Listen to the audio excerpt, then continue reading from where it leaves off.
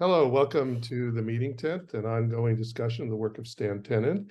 Before we get started, I'd like to introduce our usual cast of characters: Michael Andron, Adele Packer, Lavana Tenen, and Daniel Gill. So you might have noticed when we opened the program, there was a different background music that we used. And we can attribute that to our friend Daniel Gill, who composed that string quartet. Very exciting. Maybe you could tell us a little bit about this. And by the way, you've got a full library of music. I mean, we got a symphony, we got orchestration, but a string quartet. Can you tell us a little bit about this particular one? Yeah, thank you so much. Yeah, string quartet is a really an amazing kind of genre in and of itself. And I was privileged to write and record this piece of music called Peacemaking in Three Movements. And it has three movements and three ideas of how to make interpersonal peace with people who are different from you. And I wrote it based on three stories that I've had I experienced. They're about me and three experiences I had, and they're good stories. And they relate to actually a Kabbalistic concept, which I think we've probably touched on here, but maybe we'll do more, which is the outer light or the surrounding light, the inner light, and then the concept of oneness, or like a oneness of being. And the idea was to just try to portray these concepts in a way that's kind of tangible through music. And also the piece was dedicated to my father of blessed memory, and his kind of overarching desire to, even though he was a Holocaust survivor, he had a great desire to always seek peace and not to carry anger, and to try to really engage with people who disagreed with him and people who had different perspectives. And I always really admired that about him, amongst many other things. So the piece is performed by a performing ensemble called Invoke, which is a string quartet, but they have some other talents in their arsenal, so to speak, of performance, where they sing, and one of them plays banjo and another plays mandolin.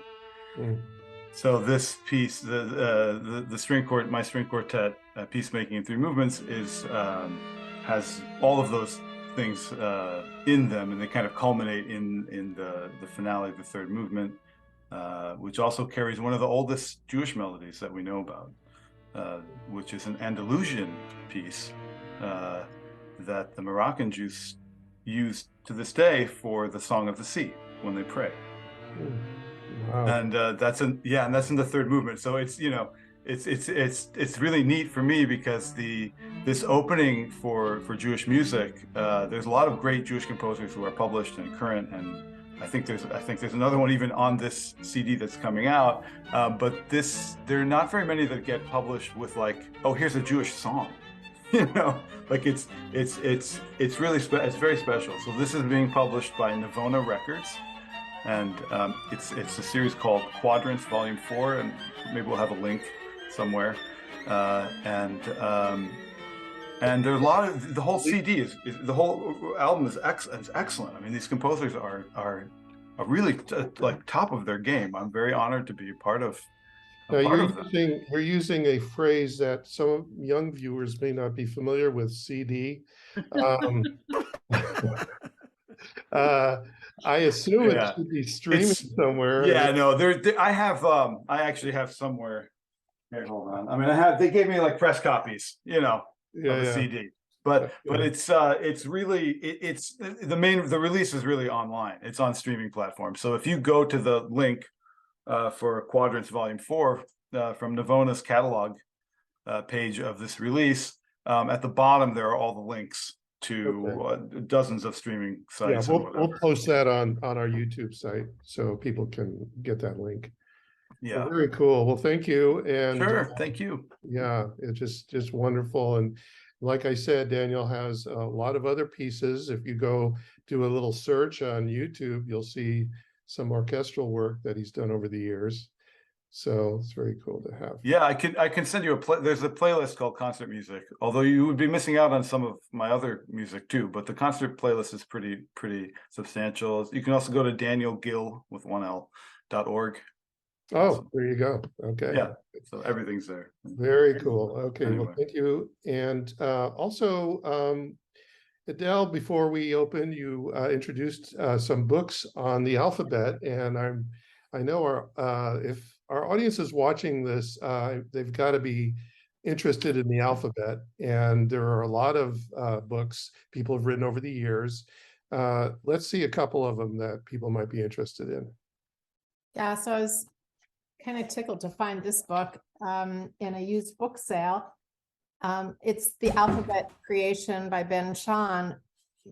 But what it is the story of the creation story of the letters that we find in the Zohar, which I had read in Generations of Adam and just loved the story. I remember I put it in my computer so I would have it. Maybe it would make a beautiful children's book. This is it. This is the children's book. It's beautifully illustrated. Each letter wants to be first, and they each have a conversation with God, and God has a purpose for each letter. And it's just surprising. I mean, I know that Stan Tenen read that because I took that Generations of Adam down from his bibliography. And so much of his information came from his lengthy studies, in-depth studies of Kabbalah and the Hebrew letters. So the definitions that come through the body with the gestures aren't new. They're just felt again. And he so eloquently talked about each letter, which we are continuing to do in our discussions, looking at the letters. And then I received a birthday present from a dear friend that landed on my birthday on my front porch. And it's called Hebrew Illuminations by Adam Rhine. And he creates these beautiful mandalas for each letter.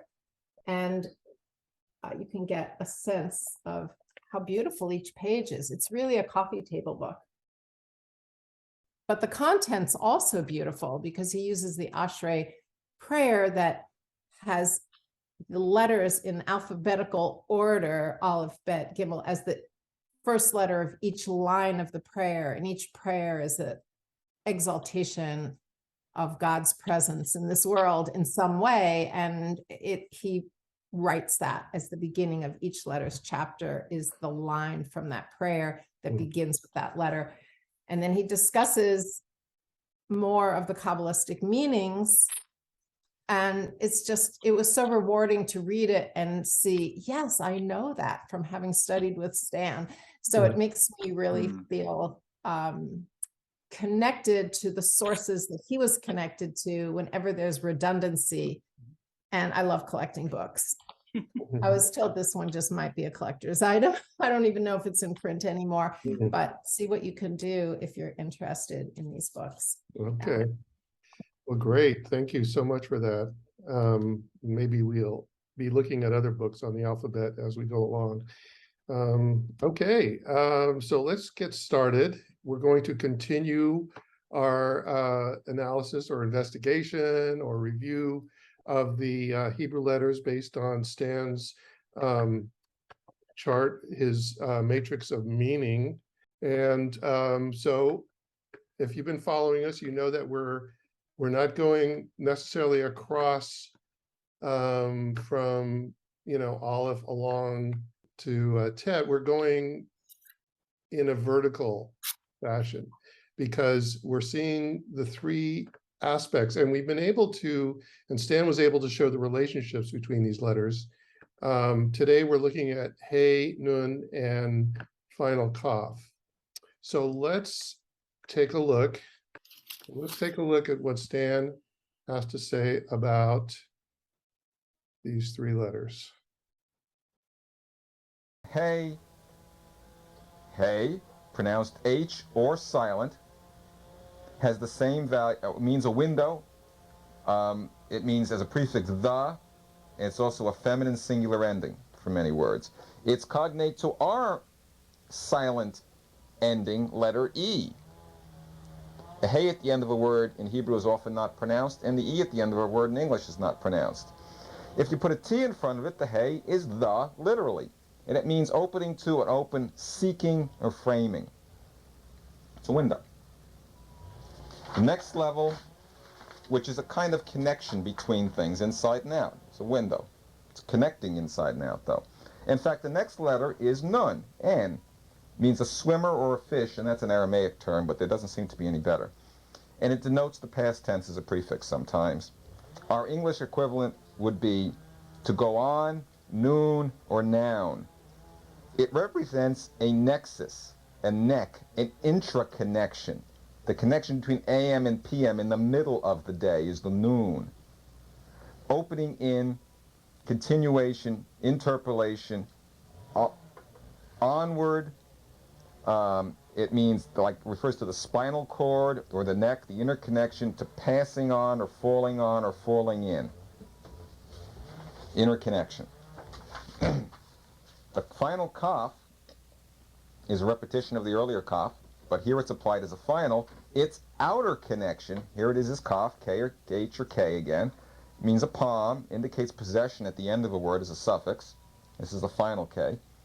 I'm using the letter U to designate it because U has a kind of possessive sense in English, and because there isn't any other English equivalent for the final, so they're a little arbitrary.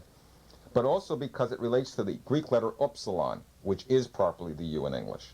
And the equivalent in the Greek gematria system and operational value is their added letter, equivalent to our first added letter. Theirs is upsilon. Cup, cop, to take, to capture, to take out, possession, outer bonding, holding, continuing. Interesting. The regular kaf means inner holding, to hold in. The final kaf means to hold out, to possess externally. Very interesting difference. Two uses of the same general idea. If you take the three of them together, here it is on this unified sheet. I know the mounting stand keeps moving, folks. Hey, nun, and kaf. If you take the hey to be the, nun and kaf, N and K are a neck. The neck. The connection, the center, the binding, the bonding between the two sides of the alphabet at every level. Right down the middle, the central shaft of the alphabet, of the menorah. The turn in Arthur Young's system. Now we're going to have equivalents in fulfillment for everything we had in potential on this side. So if tav, mem, and dalet, mem, and tav mean measure or division, then we're going to find that vav, samak, and mem mean comparison or vibration. If we found that gimel, lamed, and sheen mean mediation and connection and action, then we're going to find that over here, Zion, Ayin, and final Nun mean projection. And we'll elaborate on that. And likewise, if the Beit, Kaf, and Resh are the idea of distinction, then Hey, Pei, and final Fei are individuation itself, the result of the ultimate result in maturity of distinction, of birth. Well, you know, and that part at the end, we haven't really talked about, and you could see that why it's a kind of a logical matrix in terms of going through all the three triads, you know, and seeing how this connected on that, what he called a menorah, and maybe we can go back to that later. But let's start with the hey. Hey, it's a pretty lofty letter. It's part of God's name, Yud Hey Vav Hey. And so who can, oh, let's see the hand gesture first. Hey, what is the hand gesture for hey? This is the window. Yeah. Yeah. Yeah. Yeah. Okay. Yeah, it had, to me, like, it has a sense of like the light is coming in the window. You sort of move the shades Mhm. and the light is coming in. Yeah. Yeah, Thumbs down. Thumbs. yeah. Comes down, yeah. Yeah. It's a window. It's a frame. If you take the two letters that spell hay, which is hay and aleph, Stanley had it meaning hay as a frame and aleph is everything archetype. So basically, you can think of hay as the window through which we view the everything. It's something that frames it for us. That I just thought of that, but it kind of makes sense. There's an interesting, there's a book, what's that? I forgot what it is. Amud HaAvodah. It's, I forgot, is it Kosovo Rebbe?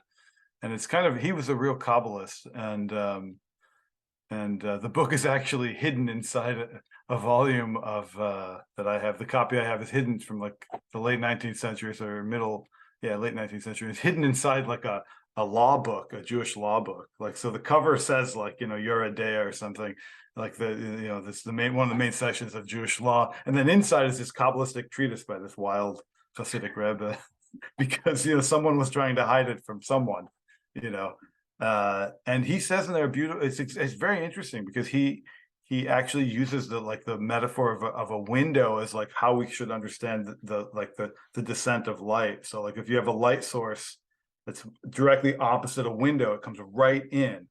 Mhm. And then he says like as you then like you have like a maze that keeps going around and deeper inside at 10 different levels. By the time you get to the 10th level, there's barely any light from that original source that you're looking directly at.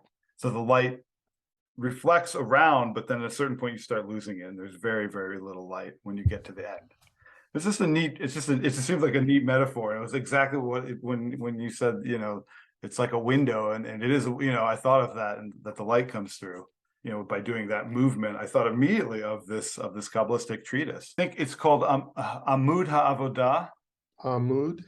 Yeah, Ha'avodah, the pillar of service, I think, and it's by Reb Baruch of Kosov, a lesser known Hasidic master, actually. Boy, you must have the most obscure library of any. And now, because of where we live, it's like it's all in different places because no one room that can house it. So you still have it filed in your mind. That's great. Yeah. Yeah. So a window.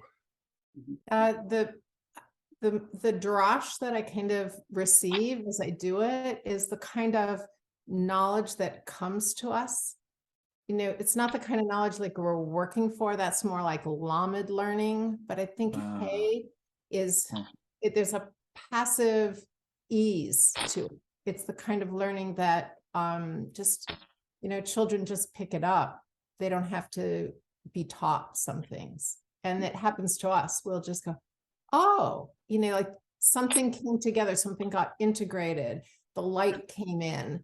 Yeah, and something came through the window. Yeah, it came through the window. I was available. It's like to be a hay, to be available to that light that's coming in, to that knowledge.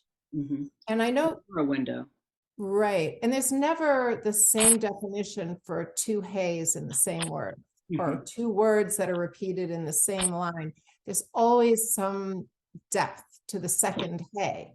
And so with yud hay, vav hay, the second hay perhaps is wisdom itself, is really the arrival at that wisdom. Whereas the first hay is kind of a receiving. And there are probably other drashes about the difference between the two hays. Maybe Michael has one, or I don't know. But I know that the Kabbalists will never say the same definition for two letters. There's a reason there's a repetition, that there's something new to be discovered in the second hay. Do you think you could show us a hand gesture for yud hey vav hey? Yes. So yud is self-referral. It's kind of like that. So it's yud, hey, vav. I have to change my angle here. Vav is overhead. and hey comes back. So it would be yud, hey, vav, hey. Also, the structure of the hay having two sides and then the window where there's a leg that's off by itself, there are drashes about that the three garments of the soul are action, speech, and thought, and that the two sides are thought and speech, that they kind of go together, and that action is all by itself because it's the most difficult to take what we think and what we say into true action. To do that, leg stands alone. So there's some sense of the whole person's soul that rests in that letter. The way you're looking at the shape, it's almost like you're looking at a dalet and a yud. Yes. And there's something to that. I mean, the dalet is what the doorway, right? Right. And the dalet is 4 and the yud is 10. So there might be some gematria around that as well. Sure. Yeah, we love to look at all these different angles. So Michael, many what ways is to your- look at a letter. Yeah. Michael, what's your take on the letter hey? Let's see. Well, one of the nicest lessons that I ever saw about the 4-letter name is hey is representing hand. Actually, there is a place where Joseph is talking to the servants to give seed to the brothers who don't know yet that it's their long lost brother. It says, Helochem zera, give them the seed. So hey means take. But when you look at the 4 letters, and there were different ways of interpreting this, the yud being the single point of light, of divine light, as high as you get, representing by the number 10, all light, it's like God's hand. Think of the yud as God's gift into the creation. His hand, in other words, the yud held by the 5 of the hay, and the man on earth, generally the vav becomes the outstretched hand, vav hey, the 2 middle letters, and there's man who's asking to receive, and which ties in to the kaf mentioned earlier. We have the chaf sofit today, which is my hands grab it, my palms, and literally shaped like a palm, and bring it all the way down into himself, which is the chaf sofit. It's the final chaf coming all the way down. And so that's God's gift. The other thing I saw about hay that I felt was interesting was it says, okay, here's the horizontal line, there's a vertical line, and there's an unattached little baby line. And so exactly what Adele was saying, that you have the horizontal line being thought. Okay, it's horizontal, it's like in your head. It's the hemispheres going back and forth and all the knowledge there. And then the speech is coming down into the world. It's through the tzaddik or the rebbe or the guru or whoever it is that's giving wisdom into the world through speech. But that's not enough. You have to, because then it becomes totally an intellectual process. The little one is called the foot, the little line on the left side of the letter, which is action. So it's bringing it down from a high place of thought where it's existing, like Dan first hearing a theme in his head, but it hasn't even come down to notes or things. It's just in theory, an architect's plan for a house. It's an idea. I want to build this in a spiral so that it has the feeling of some deeper meaning, then bringing it down and there. So, and the last one on hay is that, again, connected with the yud because of the 4-letter name, is the seed within the womb. That the hay also has that shape of an open piece of it on the side or on the bottom, depending on how you see it. But it's the seed capturing the yud in it, which then leads to the next two letters, Vav and Zayin, which represent male and female. So it becomes a union of something really high up and bringing it down into the world. So definitely has that receiving, because if you're not prepared to receive it, which is what the word Kabbalah means, is receiving, then you're just not going to know what happened. That's it. You missed it. It was like a radio station, but you were tuned this much off.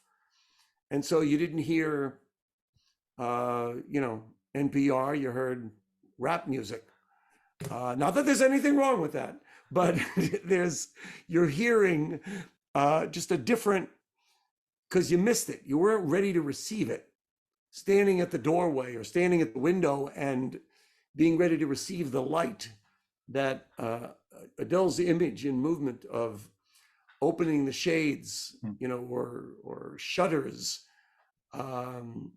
is just pull them out, open it up, let some light in. And you have to be ready to do that. Hay is also an exhale. Yeah. It's the hay, it's the breath of life. And so this gesture could be the two rounds of our lungs. So sometimes I think of that shape. It's just reminding me, exhale, breathe life. And inhale as well as exhale. I mean, it's going both ways, because when you're here where you're holding it at the chest area, more often that's an inhale. And then, so it becomes a whole potential meditation to just work with the letter Hey. It's a real power letter. Yeah, Jeff Roth has a beautiful meditation where Yud, Hey, Vav, Hey. Yud is an inhale, Hey is an exhale. Vav is an inhale, Hey is the exhale. So that's why I was saying that, but I've seen people do it very differently, where the inhale and exhale might work out differently than that. It could be also, you can have it as a Hey, Yeah. as the H sound. It's inhale, hold the breath, exhale, hold the breath. So and for meditation, the inhale a little faster, like let's say you're breathing in 4 counts, you then hold for a certain amount, you breathe out twice as much. So the Yud and the Vav is breathe in short, 4 count, breathe out 8, and in the hold, the Hey, it actually sounds, visually, when you're looking at the letters, it's the shape of shorter in-breath, which, by the way, matches the word for love, ahava in Hebrew. It's Aleph is 1, Bet is 2. So you're breathing in for 1, holding for 5, breathing out for whatever ratio you're doing, whatever it is, it's twice as much, Aleph and Bet. So it's 1, it's 2. So you breathe in for 4, but you breathe out for 8, and you hold for 5. And that way you're meditating not just on an abstraction, but on love itself. Not the emotion, but the energy of love. And so the letters become that. Michael, is that a particular Kabbalistic prescription for meditation that you learned? Because it would seem to be. What I found is there's one guy who's very stubborn, that anything that he's got a Kabbalistic source for is real, and anything that is not is avodah zarah, it's idol worship. Okay, so he prefers a breath. In one example that he gives, a traditional Kabbalistic breath is chedva, which is also a word for love, and because the numbers are obviously chet is 8 and so on, the letters have different numbers in that order, so that's the breath he breathes. But I can't think of anything as beautiful as ahava. And so if you can breathe in 2 counts and breathe out 4, good for you. If you can breathe in 10 and out 20, you're still following the Aleph and Bet ratio. And the 5 on either side of it is hold. And that's how ahava is spelled. Aleph, Hey, Bet, Hey. And so it has that that union. It's a beautiful, simple meditation. Very cool. Very cool. Actually, doing those gestures is I just did them in my head, is interesting as well. I'll have to, sort of think and feel about that. Aleph, hey, Oh, you're talking about the Ahavat. Spell Ahava. ahava. Spell ahava. Bring the ear in. Aleph, Hey. Hold it. Is it a bet?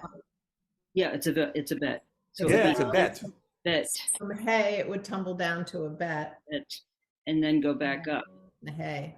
Which is the exhale. you could So do you're it- coming up and you're going down. It's a You perfect could match. do that and actually I think coordinate your breath with whether you're going up or Yep. down and out.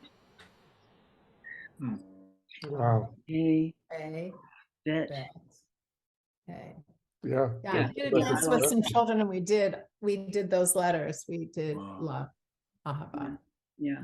Quite beautiful. Wow. Okay. Hmm. Let's go on to the letter Nun. This is a real interesting one. Getting warmed up, Adele. Yeah. Here's Nun. Yeah. Notice that it's a Nun, a Vav, and a final Nun that makes up the letter. One thing I wanted to show also, so this is the Rubik's Cube that Stan originally put the letters on. It was a way of showing the symmetrical nature of the alphabet, the fact that it was 3 by 3 by 3, and how convenient that it could fit on a Rubik's Cube with the 27 cubelets. But what's interesting about the Rubik's Cube and the letter Nun is we don't see the letter Nun because it's in the center. Mm-hmm. And so it truly is a nexus. Oh, wow. And he went through that a lot. Noon, the letter, midday, and a lot of central definitions for the letter Nun.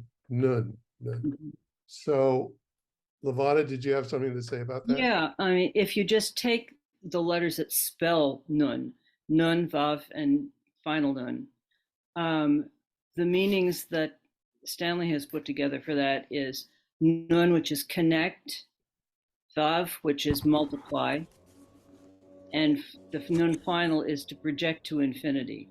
So you've got connect, multiply, and project to infinity. And You also use the term to the nth degree. yeah, well, that's the infinity. final Nun. That's Yeah, the final Nun. Final Nun, right?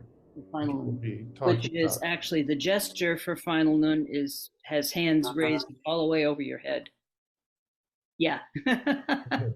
Yes. Interesting when he did the video, the Dance of the Hebrew Letters, he hadn't developed the final letters at that point. Right. But we'll talk about that later. We haven't. Yeah, it took, I think 15 more years to be able to do that. To in any way that he was satisfied with. But it is the center, the Nun, the nexus, right? So what's the gesture for Nun? Yeah. The arms crossed. He had the right arm in front. Did he? The palms are going outward. Yeah, that's true. It might make a very slight difference because you're supposed to, the way that the hand gestures work is the person doing them is seeing the letter in their right hand and the left hand is projecting the letter towards anybody who's looking into your line of sight. So, okay, right hand in front. Yeah. Do you have a hand model, Levana, that we could? Yeah, hang on, let me get up to get it. It's not quite within. We should have been doing this all along so we can see it through the hand model also. Let's see, this one is a lefty. And if you watch Dance of the Hebrew Letters on our site, you'll see Stan goes to the trouble of actually showing you the letter hand model. Okay, so we've got honestly, Adele is much more practiced with this than I am, to tell you the truth.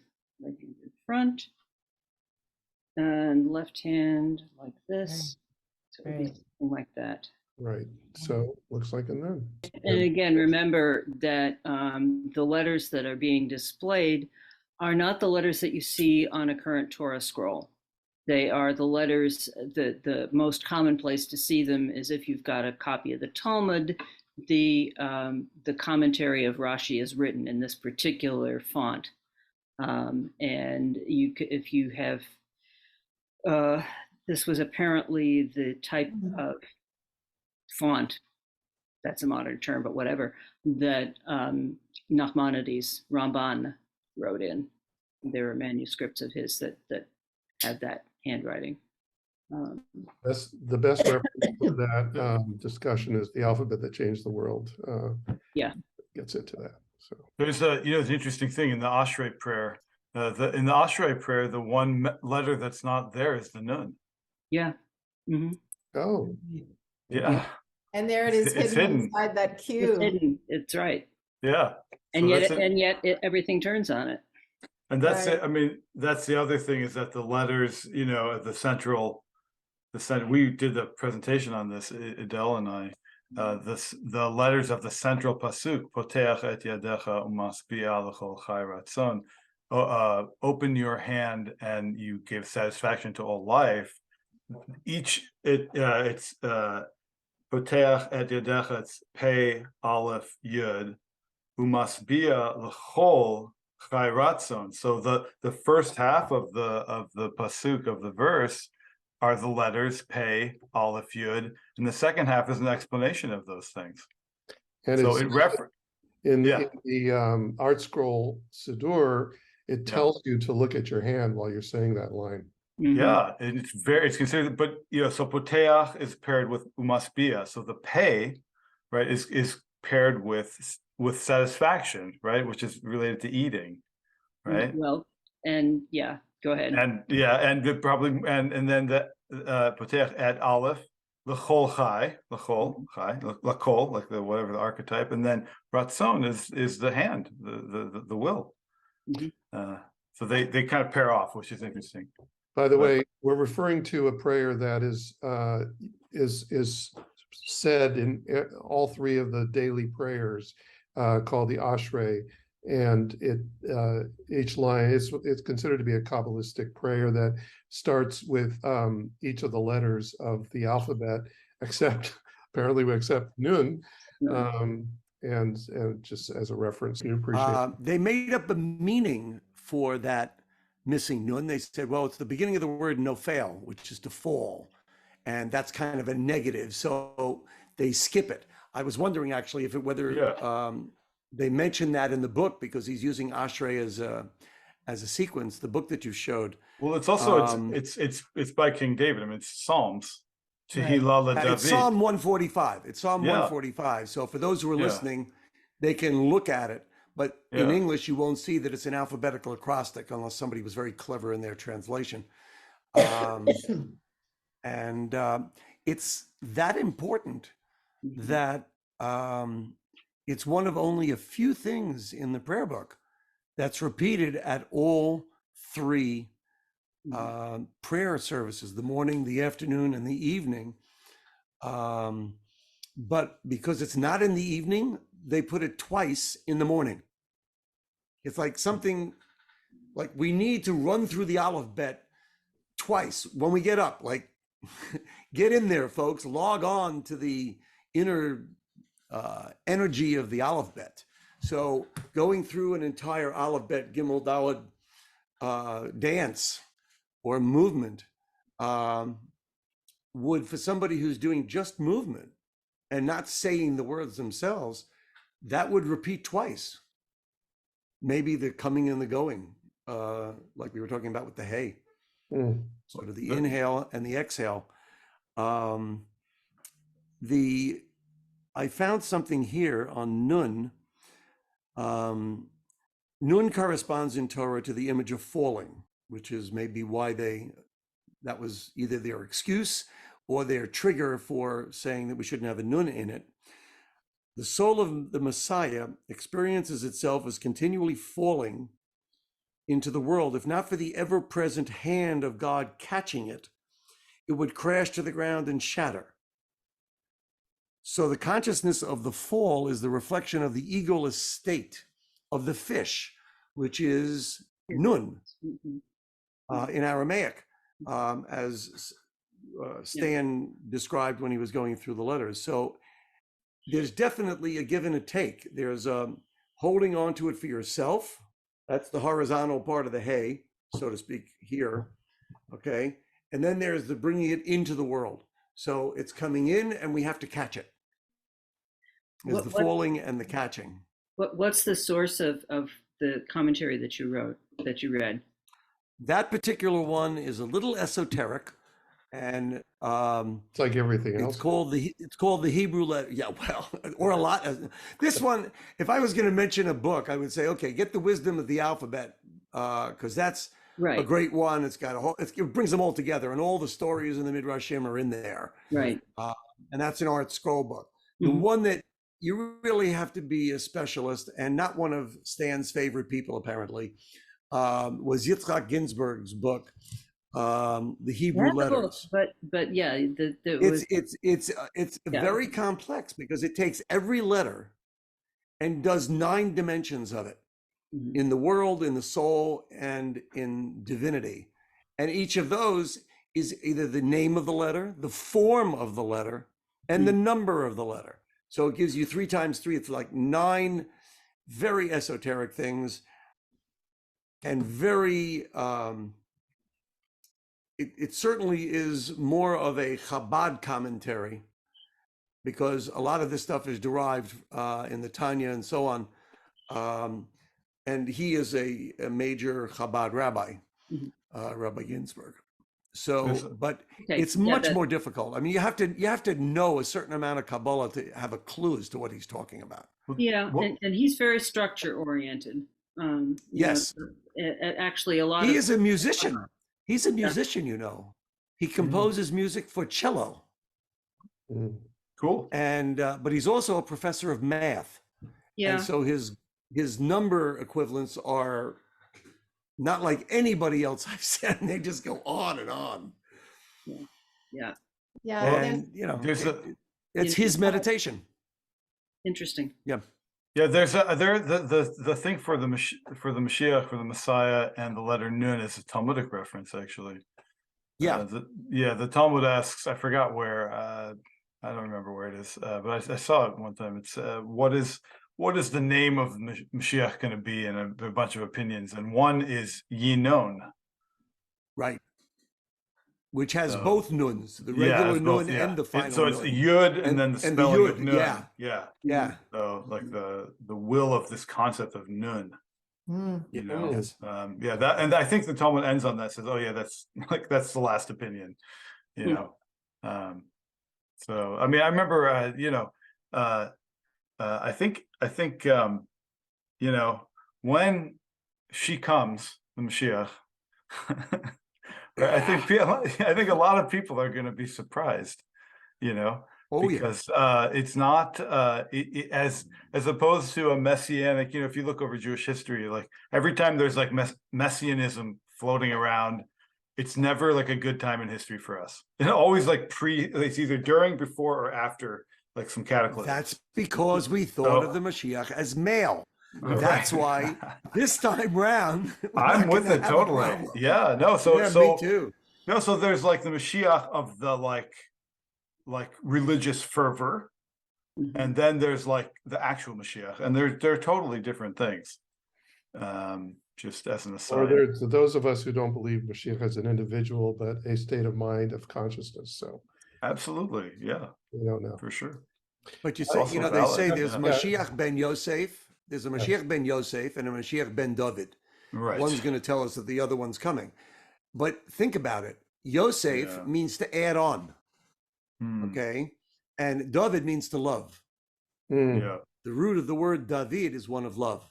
It's an energy that permeates the world. Yeah. Yosef is still like almost a physical thing. Like, hey guys, Mashiach's coming. Yay, let's dance. Okay. Right. So maybe the Ben Yosef is more male energy, and maybe the David is more feminine energy. Adele, you had a comment. No, I just wanted to come back to Nun because Kushner made, Lawrence Kushner's book made a comment about you see Nun with your eyes closed. And that just felt so right, that when you come to Nun, Right. this gesture that you close your eyes, that it's a very spiritual, inward looking,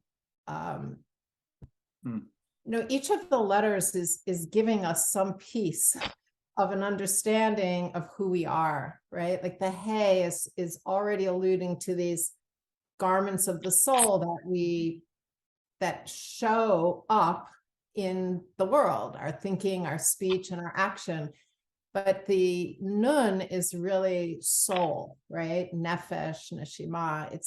It's coming inward, and the gesture crossing. When I put my wrists against each other, my spine falls back. And it's like I feel this wholeness. My knees are forward as I'm sitting here doing this, and my spine is back. It's not just a gesture, it's whole body falling in to some listening. We're listening within, like, what is this aliveness I am, right? So I think Nun asks that question. So I do think it's a neck, because it's like head to heart, right? It's connecting these parts of our body that are our heart mind, and it's a very deep inward connection. And that goes along with being in the center of the Rubik's Cube, hidden. Yes, that goes with that right. sort of like it's hidden in within. Our Nun isn't even out here.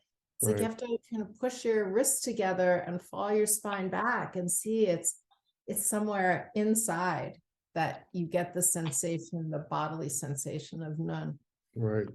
Oh, yeah. And in the ashrei, It's hidden. Yeah. It's hidden. Yeah. And then when you spell Nun with the gestures, it's like you're in, and then you're dropping into your spine, right? Because the Vav is that connector through neck all the way through the body. And then to end with the arms up, which the arms up, sometimes it makes me want to look up. And I explored Nun as a solo and a duet happening simultaneously in Etude 22. So that was one of my featured letters. And I found it was so inward that it became autobiographical. It was like, I so got into it that I said, yeah, we're going to have a solo journey and we're going to have a couple journey. And it was very reflecting of where I was in that moment in time with myself. So I think can you that's why I called it gesture? etude. Someone else can do their etude on Nun and come up with something else very meaningful to who you are. Can you just gesture the sequence of Hey and Nun as going from one to the other? Hey and Nun, not spelling. Hey and Nun.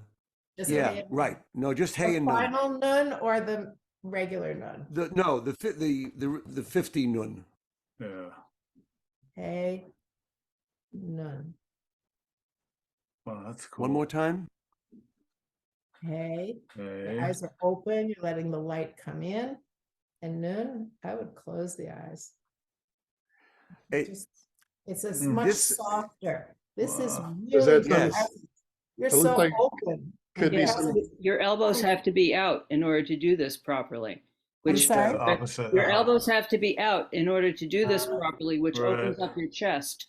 Yeah, hey is just I'm just totally vulnerable. I'm just open and present. You open the window and breathe. And you can breathe. That could be your inhale or your exhale. And this would really take us back in. Something that you said, Adele, sparked my question, because hey, we think of as well, going to the more mystical end. It's the 5 levels of the soul. Between us down here in earth and the very top, we're supposed to have 5 levels of soul. The top is totally hidden, and and there are 10 sfirot. Those correspond to the different worlds Yes. between here and God, the God that is unknowable. And those 5, each of those worlds has 10 sfirot in it. And 5 times 10 is 50. So you're starting with the hands, and then you're saying the completion, our own transformation in an evolutionary way, is to get the 5 parts of our soul, each of the dimensions of our soul, filled with the sfirot. In other words, no obstructions, no fears, no all the stuff that keeps us from being complete. Going from 5 to 50 is to take the 5 levels of the soul and see that each one is filled to completion with 10 sfirot. That's really totally an internal thing, which is what you're describing. It's a totally internal place. And therefore, each song that is created is unique and individual to that person, which is what you were saying before about the etude. Each one has the whole thing. Even what you said, Michael, about, the Rebbe and these masters thinking and then bringing it to action, it's about them, but it's really about us. Like it's about everybody. I was seeing the vision of your music, Daniel, and then bringing it into action, writing it down and getting the group together and making the recording. It's like that effort to do that is really very difficult. The thinking is difficult enough, but it's a gift. We're gifted with this mind to think in music that you have and to bring it into notes, but then to do the action to fulfill the whole so we can all enjoy your music, that is another aspect. And it's really us. It's each person. It might just be as simple as, remembering that the cats need to be fed and getting the words to say, oh yeah, I've got to refill the container and I've got to give them their food and they're so happy to receive it. It could be the simplest of actions that reveals a piece of our soul. And that's why I love this idea of these 3 garments and how people who put their ideas into action are the ones that really should get the credit for the beauty they bring into the world. Okay. Amen to that. Writing the book, it's writing the book. It's yeah. getting it published. It's getting it out. So it could just be words, but there's a lot of action involved in sharing it in the end. For sure. I gotta cut us off here because we've got one more letter. Okay, let's go on. This one's kind of important because it's the first of the final letters. And let me give you a little historical background based on Stan's thesis. So we're talking about the 5th century BCE, and the kingdom of Israel's been split. Israel taken over by the Assyrians, and so there's one country called Judah that's left, and that is consumed by the Babylonian. And we know it's called the Babylonian exile, where the Jews are taken out of their land and brought to Babylon. Now, what Stan talks about in the book is the idea that the Levites had carried the message of the Torah, the hidden meaning of the Torah. His thesis is through hand gestures, and that they were getting to a place where they saw that being consumed by these foreign powers. And so they decided to adapt this text, or whatever you want to call it, into these stories that would be favorable to the Babylonians. Hence, taking some of the ancient world stories and myths and putting them into this text, embedding these stories into the text of the Torah, which is kind of how we have it today, some of these stories.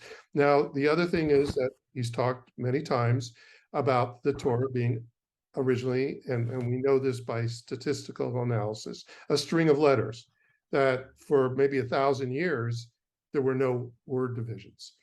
But Babylon is overcome by the Persians. Cyrus the First, who's a very tolerant leader, allows the Jews to return to Jerusalem.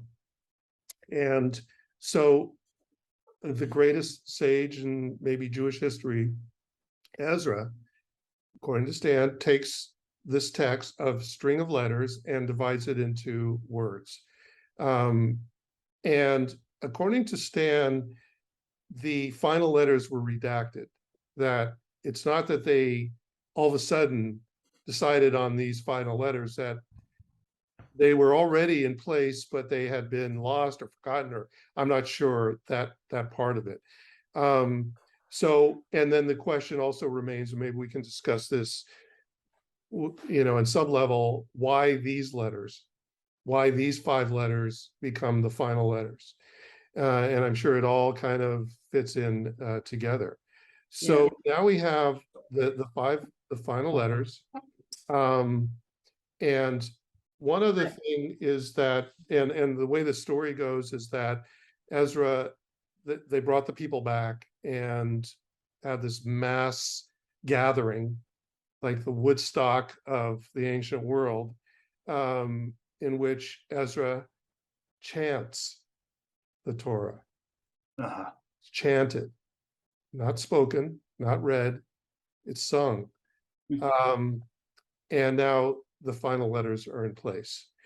Levana, you want to? Yeah, I just want to say, to make it clear to anybody watching that as far as Stan was concerned, this story was a speculation. It's like there are a certain amount of things that we know exist or could have existed, and what is a possible explanation for it. He's not saying this is what happened. Right. He's just saying, here is a potential framework for thinking about how this might have been in a way that allows you to look for the kinds of things that he later that he discovered in the text as it currently exists. I just want to really make that clear, because I don't want people to say, oh no, this is not what happened, or how does he know that, or whatever. It's the process of imagining a potential for how certain things, including the energy and the meaning that can still be found, that is found today within this text, how could that have been carried? What could have happened? How could it have come to be? And it's one weaving of these threads into a speculative story, a net on which you can stand to look at the rest of it if you care to. Yeah, Stan was very clear on that in terms of it's not the way it is, but also Stan looked at his work as a big jigsaw puzzle.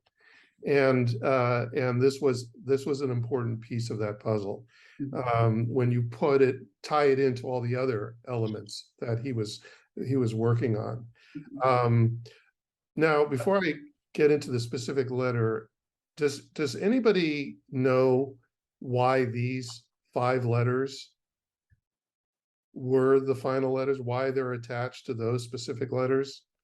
Because I don't, and maybe we could do some research on that. I heard one, and just as Levana was saying, it's a speculation, but it's kind of a nice little, what they call a vort. It's just a word, something that you can carry with. If you look at the 5 letters in the order that you have, and we haven't looked at all those letters yet, okay? But kaf is the hand.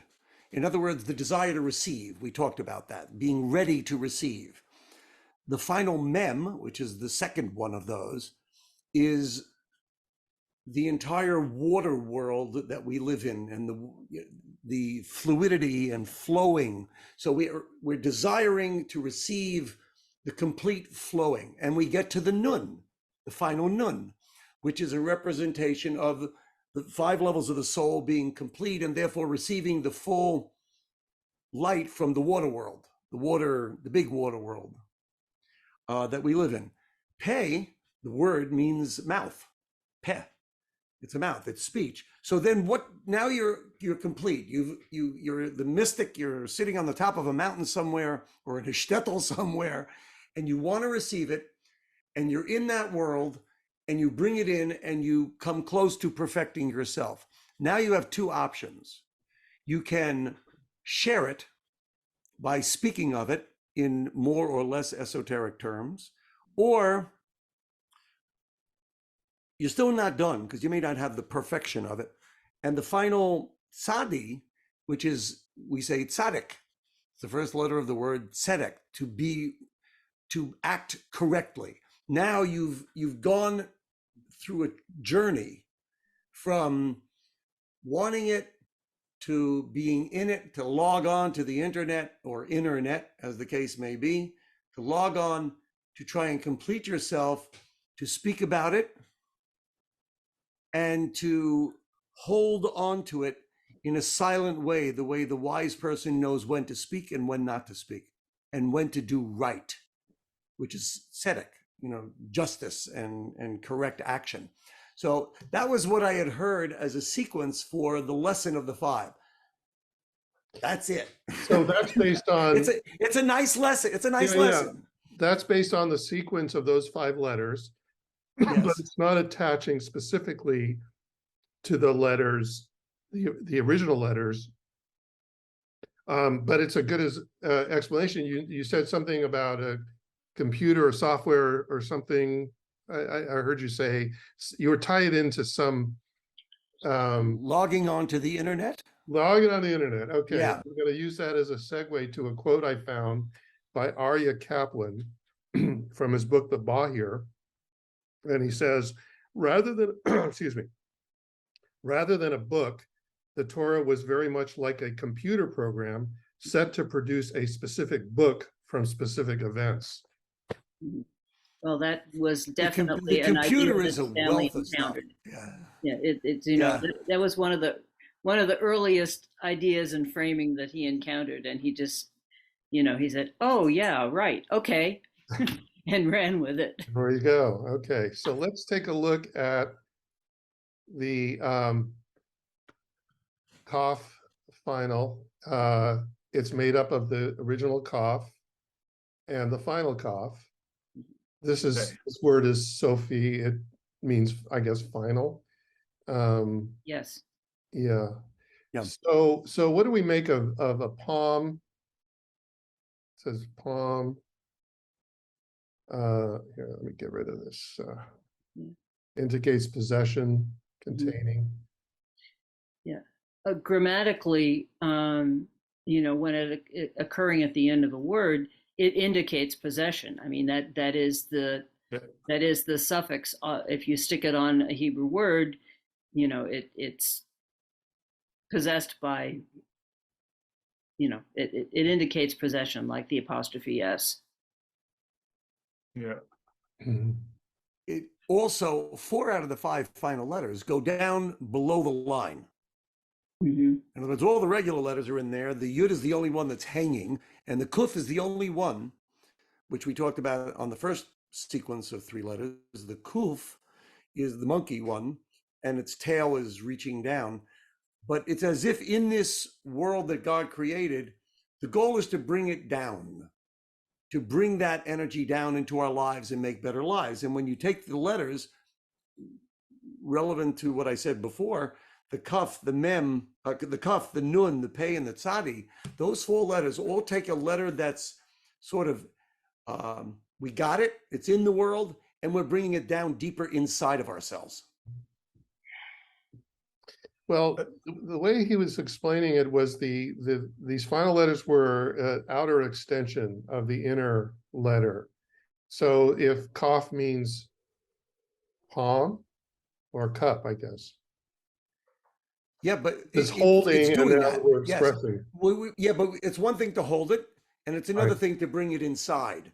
In other words, we got halfway there, and those final letters kind of extend the lesson of holding it and completing ourselves with it, and then sharing it by speaking and sharing it by doing the right thing. Those are the share part.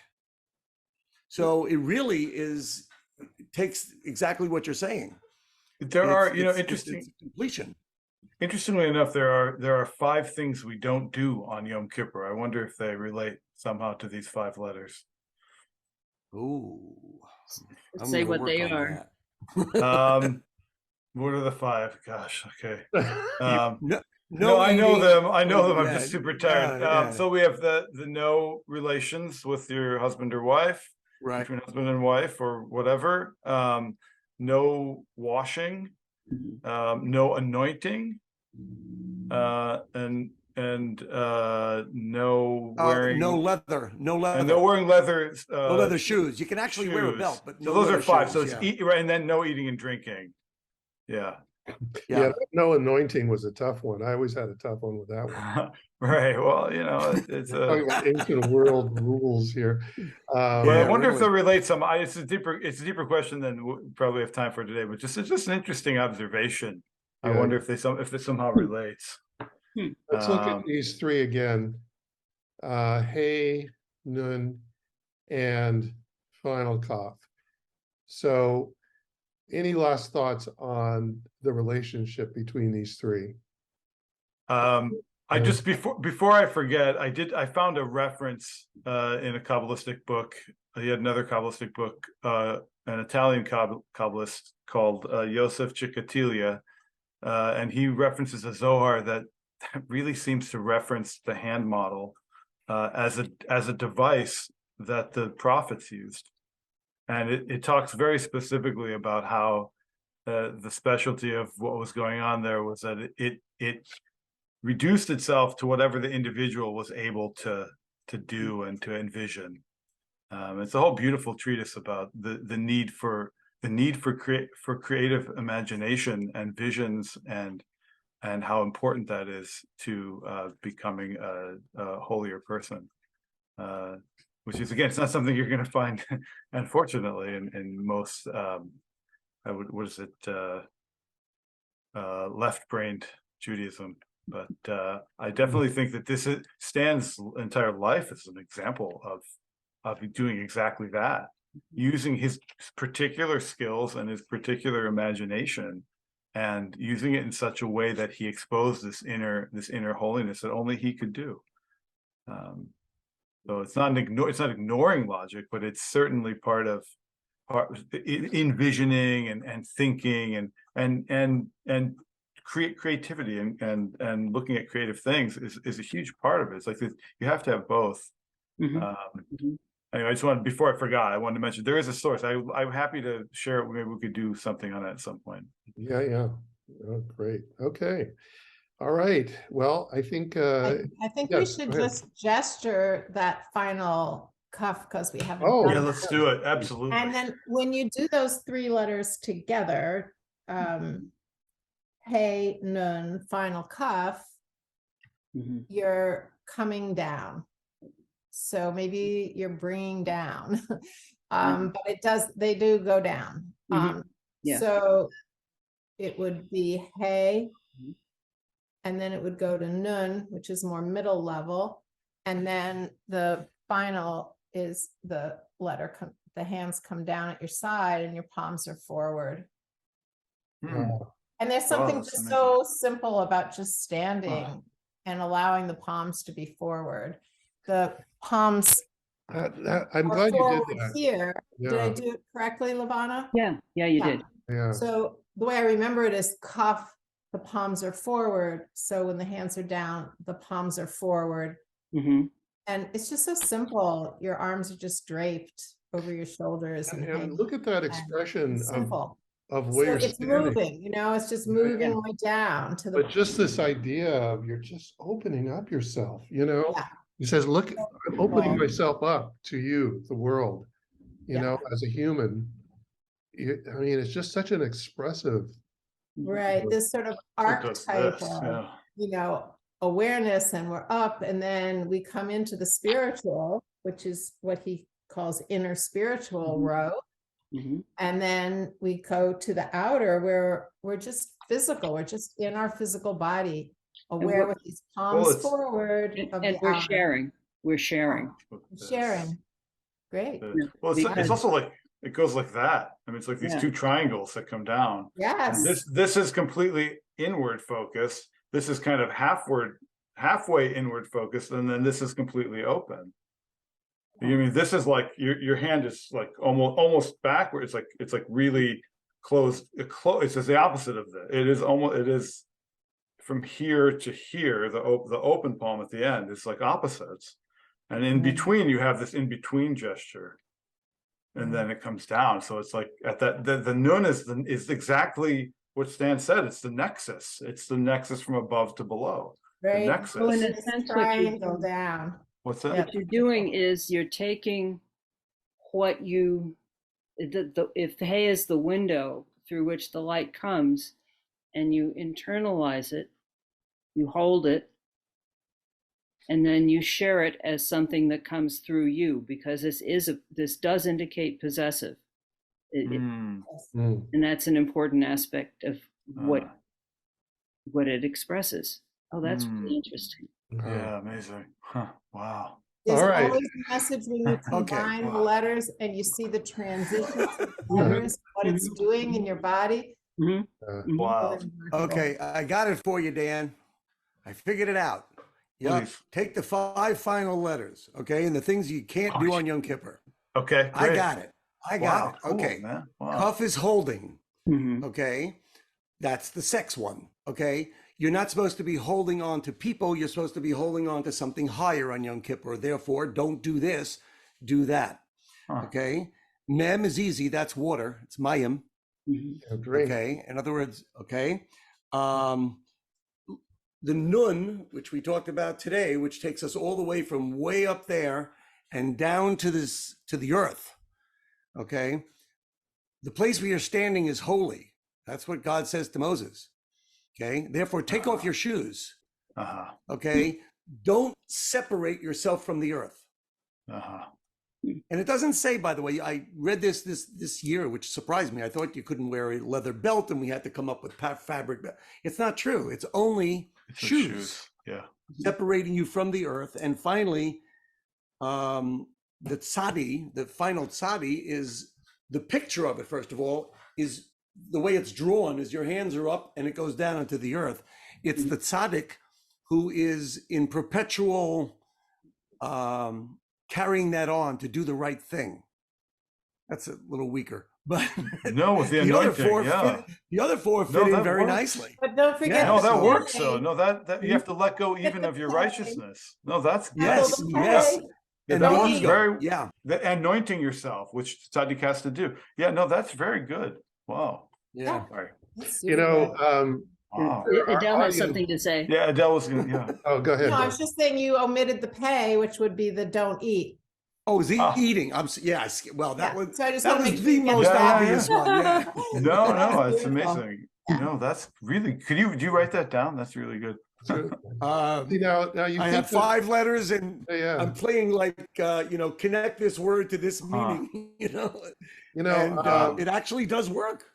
for our audience, for those of you who think that Michael's over here, and he's not listening to what, because he's always, No, I'm writing. but he's waiting, he's listening, and then he's coming up with this That's stuff. great. So Wow. he's not being rude, he's paying attention, but he's got No, I get every word. and he's got a book coming from this. He's got a whole notebook full of notes that maybe he'll publish someday. Who knows? In any case, we've Yes. we've run out of time. An hour and over an hour has gone by pretty fast. So once again, thanks for watching. We'll be back next time. What do we got next time? We've got Vav, Samic, and Final Mem. Mhm. Ooh, that should be fun. Well, In any case, thanks for watching, and we'll see you next time. Take care. Bye-bye. All right.